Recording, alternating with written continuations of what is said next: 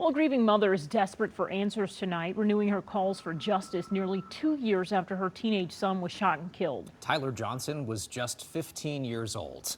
He and 4 friends were inside a room at the Westin Hotel in Southfield. Police say one of them pulled the trigger, but to this day, no one has been charged. Tyler's mother now turning from heartbreak to frustration.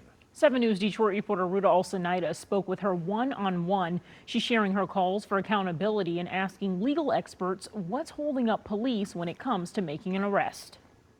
Tamika Alexander lost her one and only son 2 years ago now, and now her grief has turned to anger after no arrests have been made and no justice served. Unacceptable, quite honestly, is bull. At Crime Stoppers offices in Southfield Monday, Tamika Alexander continued her fight for justice. Her 15-year-old son, Tyler Johnson, was shot and killed at the Westin Hotel February 11th of 2024. Police say 4 other teens were in that hotel room that night, but none of them are cooperating. And since then, all have obtained legal representation, exercising their right to remain silent, stalling the investigation. Legally, police cannot force them to talk. It's ridiculous, and y'all should be just as frightened and scared as me that y'all children are not protected. And murders can go unjustly because of this loophole in the system. The weapon has been recovered, all teenagers identified, so Tamika says this should be enough for the case to move forward.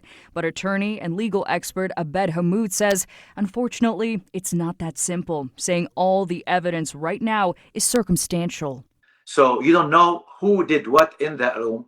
It's difficult. The physical evidence can take you so far. If people don't talk, and if there's no other indication, why would somebody shoot somebody? You cannot tell who the shooter is. In a statement, the Southfield Police Department said in part, quote, this case was thoroughly investigated by detectives, but in order to move forward, testimony from the 4 eyewitnesses is required. The Oakland County Prosecutor's Office echoing that sentiment, saying they have not forgotten the case, but that, quote, we need those individuals to tell the truth about what happened to their friend. But none of this helps a grieving mother who just wants justice.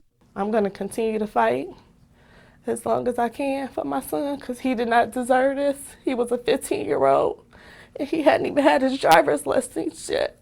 Hammoud is hopeful, though, as history has shown, maybe even years from now, someone may speak up. I teach this to my students even. In homicides, people end up talking. Somebody feels the weight of it and talks. In Southfield, I'm Ruta Olsonida, 7 News Detroit. Ruta, thank you.